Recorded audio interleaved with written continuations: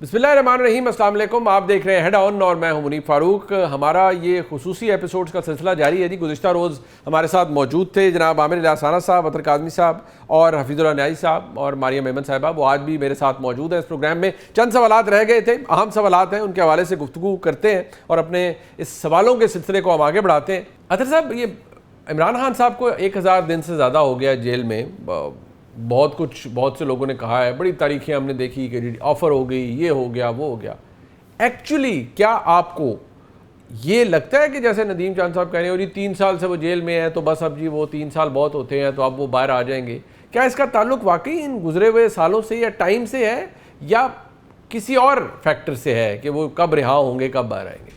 देखिए, जिस तरह आपने कहा कि नदीम अफजल चंद साहब ने कहा है कि किसी सियासतदान को इतनी देर जेल में नहीं रखा जा सकता और ख़ान साहब को भी इस साल रिहा कर दिया जाएगा। अब ये मामला तो देखें मोअज़्ज़ज़ अदालत ने हल करना है। ख़ान साहब के जो सारे केसेस हैं वो कोई बहुत ज़्यादा कानूनी केसेस नहीं है, उसमें सियासत भी इन्वॉल्व है। जिस तरीके से उनकी मुलाकातों को मैनेज किया जाता है, ख़ान साहब को 1000 दिन हो गए हैं, लेकिन आप मुझे एक दफ़ा भी बता दें कि जब से उनको जेल भेजा गया क्या किसी भी अदालत में उनको पेश किया गया?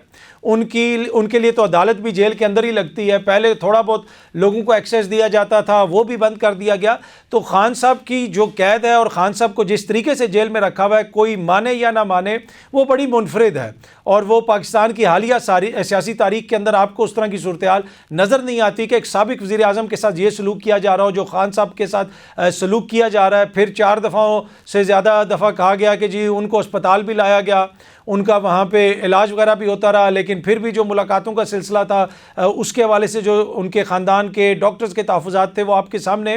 क्या इस साल वो रिहा हो जाएंगे? देखें, ख़ान साहब की गिरफ़्तारी भी सियासी नौयत की है, उनकी रिहाई जो है उसमें भी सियासत का बड़ा अमल दखल होगा। अब ये डिपेंड करता है कि चीज़ें किस तरफ जाती हैं, सियासत क्या रुख लेती है, तो उससे ये फ़ैसला होगा कि ख़ान साहब कब रिहा होते हैं। अच्छा आमिर भाई, मैं समझता हूँ कि आपके पास खबरें भी बहुत सी होती हैं, बट क्या आप एग्री करते हैं कि जो बताया गया हमारे कुलीग्स की जानिब से ऐसा ही है?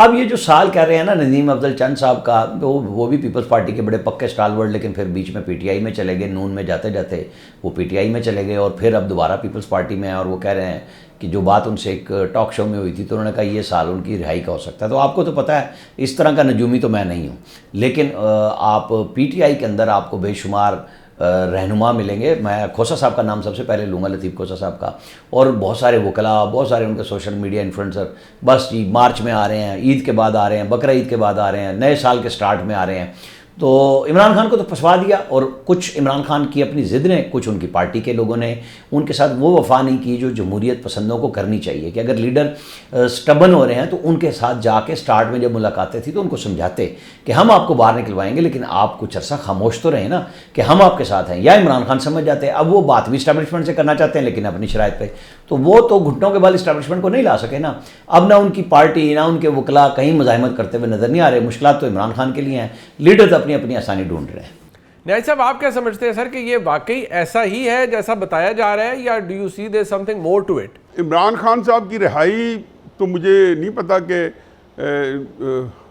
बहरहाल नदीम अफजल चंद साहब एक मोतबर आदमी है। मेरे तो वो पाकिस्तान के जो एक पसंदीदा सियासतदानों की जो फहरिस्त है, जिनमें कुछ भी उस पार्टी में हैं, कुछ तहरीक इंसाफ में हैं, कुछ मुस्लिम नून में हैं, और उनमें ये जो है नदीम अफजल चंद साहब भी हैं, लेकिन और बड़े जहांदीदा और बड़े समझदार सियासतदान हैं। अब मुझे ये तो नहीं पता कि इमरान खान साहब 2 महीने बाद बाहर आएंगे, 2 साल बाद बाहर आएंगे। एक चीज़ के बारे में मुझे पता है कि इमरान खान साहब का जेल का हर दिन मौजूदा हुकूमत और मौजूदा निज़ाम पे भारी है, और ये इमरान खान की वजह से नहीं है। ये हमेशा से मकबूल रहनुमाओं को जेल में रखने का एक जिसको कहना चाहिए कि मकबूल रहनुमाओं को जेल में रखने का एक मंतकी जो है नतीजा होता है। एक इसमें जो अकली जो है कंक्लूजन ये है पाकिस्तान के अंदर, मैंने नहीं देखा कि कोई पॉपुलर लीडर अंदर पड़ा हो और आप हुकूमत सुकून से कर सकें। क्योंकि असल बात ये होती है कि पाकिस्तान में मैं क्या कहूँ कि 3 ही अहम जुज़ हैं इस हुकूमत के ताकतवर, एक ख़जाना, एक लश्कर और एक मखलूक पाकिस्तान खलकत खुदा। तो जब इतना बड़ा अहम जुज़, अब तीनों को एक ही जगह होना इकट्ठा ज़रूरी है हुकूमत के लिए। कोई हुकूमत मखलूक खलकत खुदा की जो विशेस के अगेंस्ट जो है वो नहीं चल पाती, और वो उसको सिर्फ फिर उसको जुल्म, ज़्यादती और आइन, मावराए आइन, मावराए कानून ही रहना पड़ता है। उनको ये तरामीम ही हमेशा जो है करनी पड़ेंगी, और एक तरमीम से मुतमिन नहीं होंगे, दूसरी आएगी, तीसरी आएगी, चौथी आएगी, क्योंकि ये सारी शख्सी तरामीम है, ये एक शख्स को सामने रख के की जा रही हैं। जैसे कि 8वीं आईनी तरमीम ज़ियाउल हक साहब के नाम के साथ हुई, फिर मुशर्रफ साहब के वक्त में तरमीम हुई उनके नाम के साथ हुई। तो ये बहरहाल ये जो है पाकिस्तान की बदकिस्मती है, लेकिन मेरा नहीं ख्याल कि जो है इमरान खान साहब जो है को अंदर ये रखना ज़्यादा देर इस सिस्टम के लिए आसान होगा। वो अब और वो उनकी हर तरह की मार और सज़ा से निकल चुके हैं, चाहे उनको आप 80 साल की सज़ा दें या 20 साल की दें। इमरान खान साहब अपना जो काम है वो कर गए हैं। उन्होंने अपनी जो जिस तरीके से लोगों की तवज्जो का मरकज़ बने हुए हैं, अपने जो सपोर्ट उनको मिल रही पाकिस्तान के अवाम की तरफ से, वो भी एक गैर मामूली है, अनप्रेसिडेंटेड है। अच्छा मरियम मेमन साहब, आपका क्या ख्याल है, क्या आप एग्री करती हैं इस पॉइंट ऑफ व्यू से?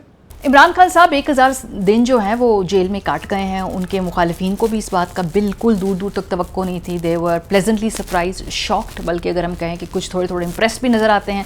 राना सनाउल्लाह साहब ऑन रिकॉर्ड कई मरतबा कह चुके हैं कि तारीफ़ कर चुके हैं इमरान खान साहब की इतनी जेल काटने की। तो सियासतदानों को जी आप सियासत से बाहर रख कर उनका तसल्लुत या ख़त्म नहीं कर सकते लोगों के जहनों के ऊपर से।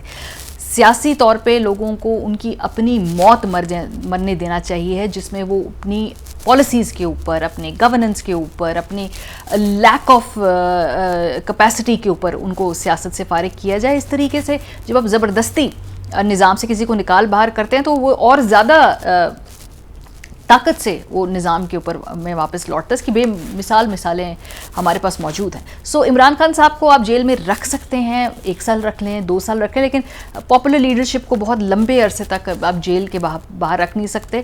और वो वक्त आने पर हम देखते हैं कि इसकी मिसालें पूरी तारीख में भरी पड़ी हैं। सो इमरान खान साहब इस साल बाहर आएंगे या नहीं आएंगे ये मुझे नहीं मालूम, लेकिन ये बात भी दुरुस्त है कि इमरान खान साहब इस वक्त मुल्क के सबसे पॉपुलर लीडर हैं। वो जेल के अंदर अगर मौजूद भी हैं तो एक दिन उन्होंने बाहर आना ही है, और जब वो बाहर आएंगे तो फिर उसके बाद उनकी जो सियासत होगी उसके रिपरकशंस को किस तरह से संभाला जाएगा, ये एक अहम सवाल है। अच्छा अतर खान साहब, दिलचस्प बात है, ऑल्दो ये चीज़ें आगे होने वाली होती हैं, लेकिन क्या ये वाकई ठीक है कि इतनी फील्डिंग हुई हुई है, इतना ये निज़ाम ताकतवर है और इतनी प्लानिंग है कि आगे जो वक्त आएगा उसमें जब अगला इलेक्शन होगा या आगे मामलात बनेंगे तो उनमें मुस्लिम लीग नून बहसीत जमात उसको इतनी मेजॉरिटी मिल जाएगी कि वो डोमिनेट करेगी और मखलूत हुकूमत भी एज सच बनाने की ज़रूरत नहीं होगी, और अगर बनाई भी जाएगी तो वो हुकूमत ऐसी होगी जिसमें PMLN मजबूर नहीं होगी किसी के हाथों। क्या आपको लगता है कि इस तरह की प्लानिंग्स ये वाकई ये है, या ये सिर्फ ये भी कागज़ों की ही जीनत होती हैं ऐसी चीज़ें? जी, ये जो आपका सवाल है कि इतलात ऐसी हैं कि सिस्टम ने कोई फील्डिंग सेट कर लिया है, पीपल्स पार्टी भी आउट कर दी जाएगी, PTI पहले ही आउट है। अब मुझे समझ नहीं आती कि जो लोग ये समझते हैं कि PTI सिस्टम से आउट है, पहले तो इसको आप डिफ़ाइन कैसे करेंगे? एक सूबे के अंदर उनकी हुकूमत है, पिछले इंतखाबात में उनको सबसे ज़्यादा वोट पड़ा। अब सिस्टम जो है किसी आइन कानून, किसी मंतक के मुताबिक, किसी ज़ाब्ते के मुताबिक चलाया जाता है, तो मुझे नहीं लगता कि इतनी ज़्यादा कोई गुंजाइश है कि आपने सबसे ज़्यादा वोट लेने वाली जमात को भी सिस्टम से बाहर रखा हुआ है, एट द सेम टाइम आप पीपल्स पार्टी को भी सिस्टम से बाहर कर दें, तो फिर उस तरह मुझे सिस्टम चलता हुआ नज़र नहीं आ रहा। आपने देख लिया पिछले 4 साल से क्या आपको ये सिस्टम चलता हुआ नज़र आ रहा है? दावे अपनी जगह पे, बातें अपनी जगह पे, इनके दौरे अपनी जगह पे। आज आप माइक उठा लें और जाके बाहर पूछ लें, आवाम से पूछें कि क्या इमरान खान या PTI सिस्टम के अंदर हैं या सिस्टम के बाहर हैं, क्या इस सिस्टम में आवाम भी कुछ है या नहीं है। तो मुझे नहीं लगता कि ये जो इतनी फील्डिंग है और ये इतनी चीज़ें हैं, ये हर चीज़ जो है वो नुक्ते तक जो है वो उसी तरह होगी। कुछ हालात का तकाजा भी होता है, कुछ हालात का जबर भी होता है, और अब तक जिधर तक चीज़ें पहुंच चुकी हैं, ये कहते थे 6 महीने में इमरान खान की पॉपुलैरिटी ख़त्म हो जाएगी। इमरान खान एक तो पार्लियामेंट को ऑलमोस्ट खा चुका है, इनके ओहदों की मियाद तो तकरीबन पूरी हो चुकी है, वज़ीर-ए-आज़म साहब की हो, सदर साहब की हो, तो इमरान खान की पॉपुलैरिटी कम हुई? क्या आज कोई भी शख्स ये दावा कर सकता है? तो मुझे नहीं लगता कि सिस्टम में इतनी ज़्यादा गुंजाइश है कि वो एक और जमात को भी उससे बाहर कर दे। ये मुझे लगता है कि इसी तरह चलाने की कोशिश की जाएगी।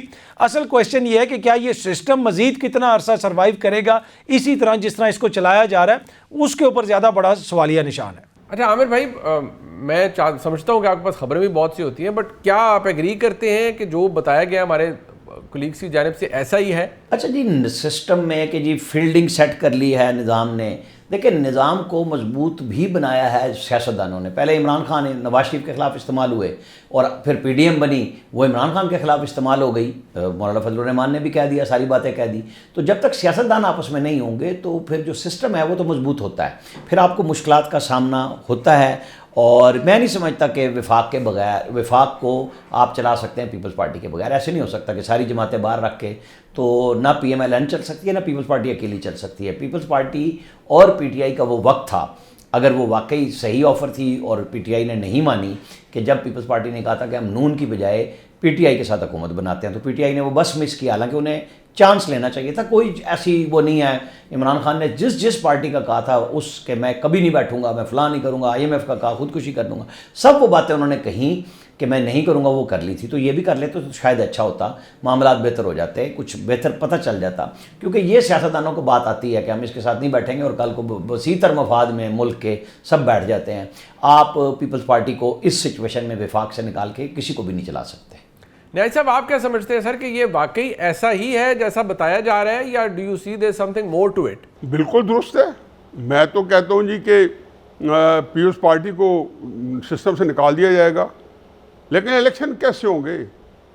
क्या वो RTS और फॉर्म 47 के साथ होंगे? तो ये इसमें तो आपको बाकी छोड़ें, अपनी जो तालीफ़ कल्ब है, जो इत्मीनान कल्ब है, वो आपको नसीब नहीं होगा। आपके ज़हन में एक हमेशा से होगा और एक ताना बना रहेगा, जैसे यहाँ का हर MNA जो कि हकी सच्ची जीता हुआ है, उसको भी लोग आप शक से देखते हैं। पब्लिक के अंदर जब जाता है जी, वो कोई कह दे मैं MNA हूँ, मुस्लिम नून का हूँ या जिस पार्टी का हूँ, तो लोग उसके शक से देखते हैं। तहरीक इंसाफ के हारे हुए बंदे को लोग जो है एक जो तर्स के साथ देखते हैं कि यार बेचारे का जुल्म हुआ है, जीता हुआ बंदा हार गया। ये नहीं कोई जीता हुआ होता है, लेकिन आपने एक ऑप्टिक्स बनाने होते हैं, आपने तासुब बनाना, परसेप्शन बनानी होती है। अब ये अगर आपने RTS और फॉर्म 47 वाले इलेक्शन करा के या ना करा के नॉमिनेशन करने निज़ाम, वो निज़ाम देर पा नहीं होगा। 4 साल चलेगा, 5 साल चल जाएगा। इससे तो मैं हमेशा मेरी तो रट लगाई हुई है कि पाकिस्तान के जितने निज़ाम आज तक आए हैं उनकी एक शेल्फ़ लाइफ हुई है, एक एक्सपायरी डेट हुई है। मुझे तो उस दिन का सामना होता है कि इंतज़ार होता है कि जब ये निज़ाम एक्सपायर होगा तो पाकिस्तान किस किस्म का होगा। हो सकता है मैं ना देख सकूँ हमारे उम्र के हिस्से में, लेकिन जो बंदे देखेंगे या नौजवान नस्ल आप जैसी मुनीब साहब जो है, मुझे तो हकीकत तरस आता है कि आप लोग किस किस्म का पाकिस्तान देखेंगे जब ये निज़ाम ख़त्म होगा। जो मैं चूँकि 2008, 1988 और 1969 का पाकिस्तान जो है उसके बारे में कमाहक कहूँ जानता हूँ कि वो पाकिस्तान जो थे वो कहाँ ये गड़े से में जा पड़े थे। बल्कि 2022 का देख लें, ताज़ा बताज़ा बाजवा साहब कहाँ छोड़ के गए हैं पाकिस्तान को कि पूरा डिफ़ॉल्ट होते होते बच्चे, और आज तक हम जो है जहाँ पर नहीं हो सके। तो बड़ा तजर्बा करते रहें जो कर सकते हैं। अब तहरीक इंसाफ को भी बाहर कर दिया गया था, 2018 में मुस्लिम नून को बाहर कर दिया गया था, अब पीपल्स पार्टी को कर दें। लेकिन ये अवाम को जो के साथ जो खिलवाड़ है, जो मजाक है, उसके फिर बड़े ही बुरे कॉन्सिक्वेंसेस होते हैं। अच्छा मरियम मेमन साहब, आपका क्या ख्याल है? क्या आप एग्री करती हैं इस पॉइंट ऑफ व्यू से?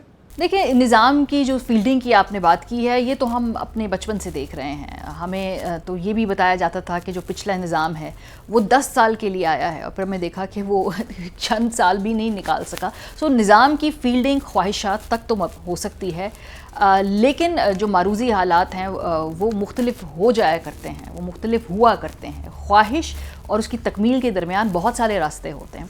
सो क्या निज़ाम की फील्डिंग 2000 जो आगे आने वाले इलेक्शन के 2027-28 के इलेक्शन तक बड़ी मजबूत है? ये इतने वसूख से हमें नहीं कहना चाहिए, ना ही हमें ये इसको अज्यूम कर लेना चाहिए है।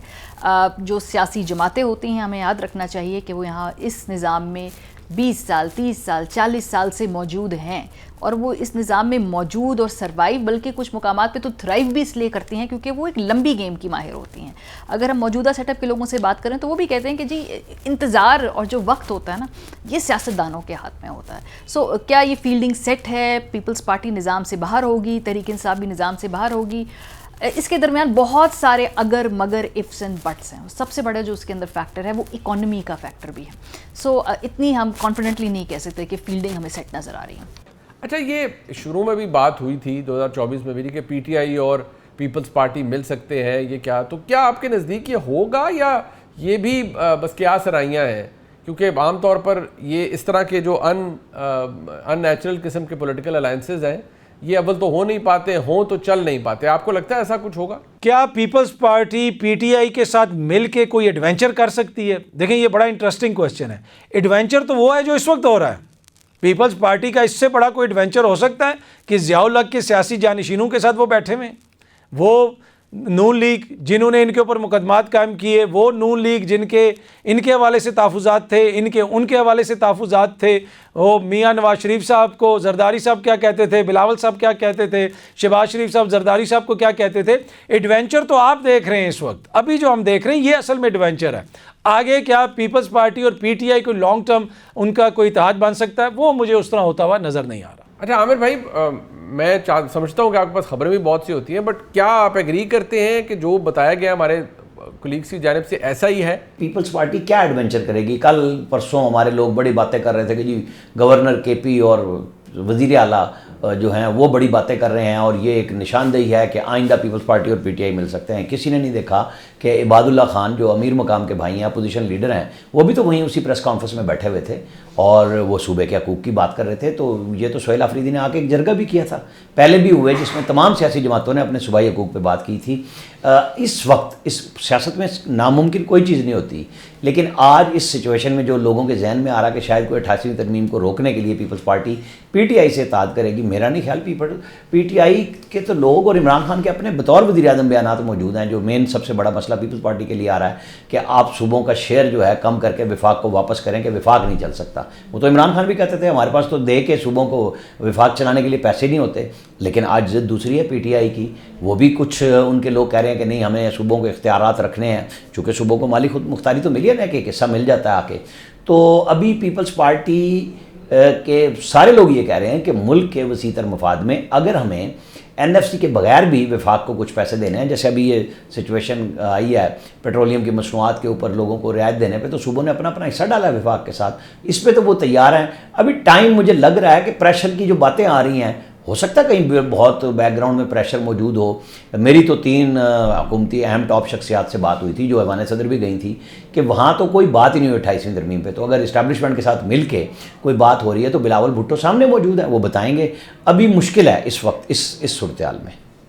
न्याय साहब, आप क्या समझते हैं सर कि ये वाकई ऐसा ही है जैसा बताया जा रहा है, या do you see there something more to it? देखिए जी, पहले मैं मेरे ख्याल कह चुका हूँ इसको, और तो इसका जवाब बनता नहीं है कि पीपल्स पार्टी और पीटीआई जो है उनके अंदर एक रब्ता आजकल है और बड़ा गैर मामूली और बड़े जो है आगी सतह पे है। पीपल्स पार्टी का वफद जो है कल मौलाना फजल रहमान को मिला है।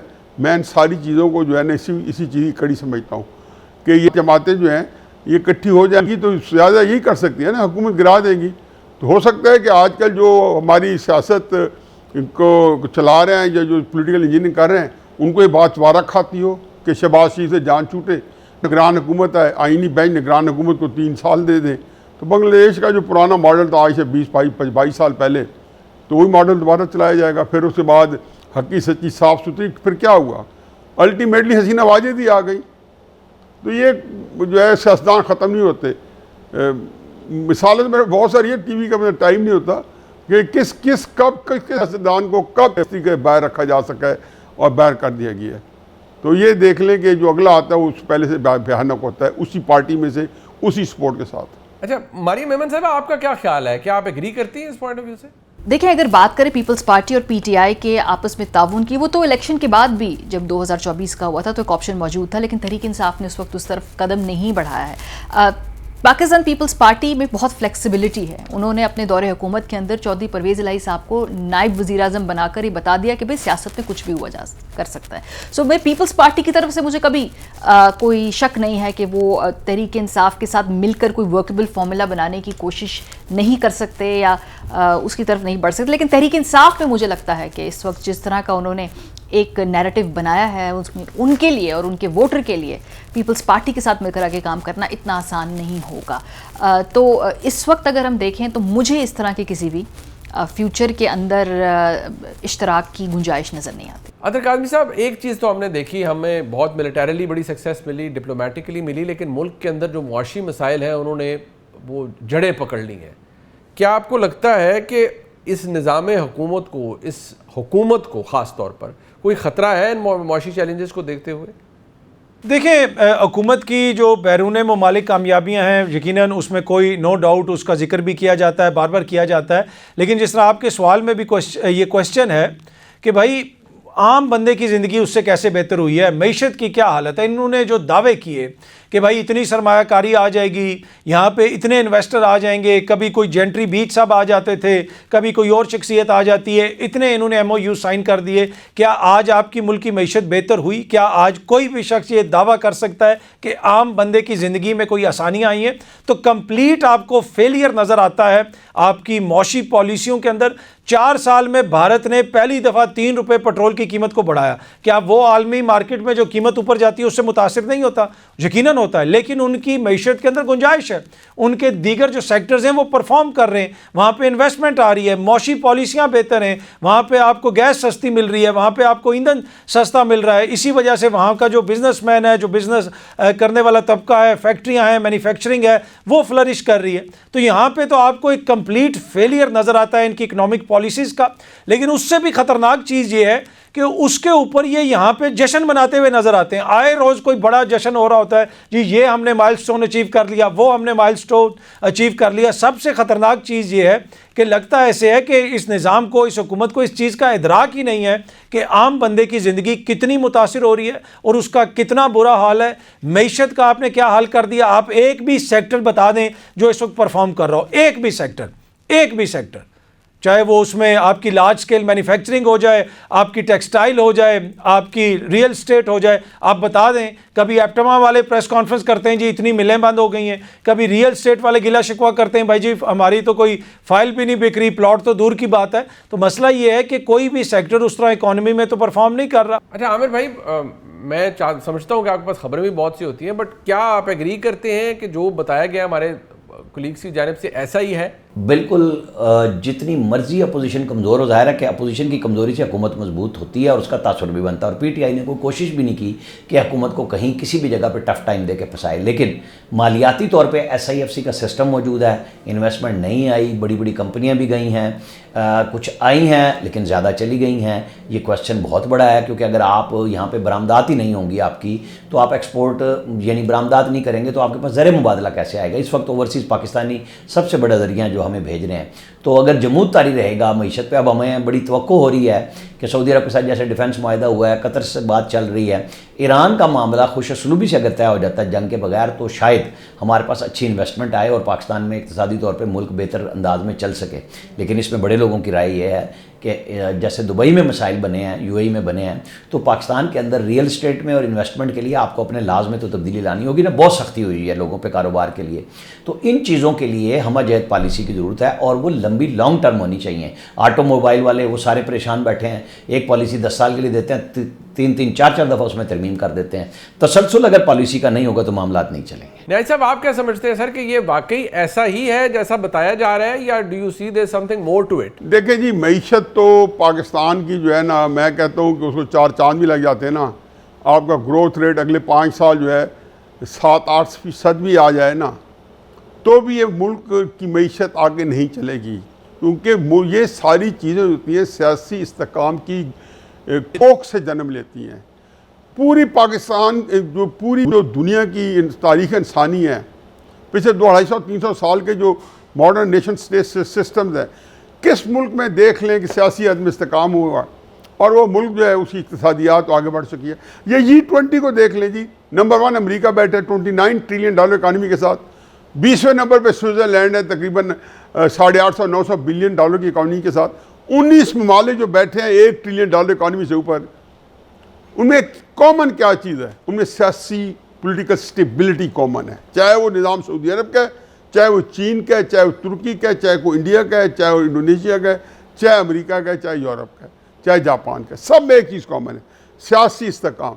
ये आप जो है ना, ये बस दीवाने की बात है जी, हम ये निज़ाम में जो है फलां की वजह से नहीं चल रहा, हमने बड़ी कामयाबी ली है। 1965 की जंग में हम नहीं देखा, और अयूब खान के वक्त में तरक्की की है मुल्क ने, वो तरक्की दोहराई ही नहीं जा सकती 10 साल के अंदर। पीरियड जो ग्रोथ रेट हम अचीव करते रहे 1958 से लेकर 1969 तक, वो दोहराया ही नहीं जा सकता। क्या हुआ? पाकिस्तान भी टूट गया, और पाकिस्तान जो हशर उसके बाद हुआ एक पूरे का पूरा, कि मैं समझता हूँ कि ये जो बाकी हिस्सा बच्चा है, ये भी एक मौजज़ा है कि बच गया बाकी हिस्सा।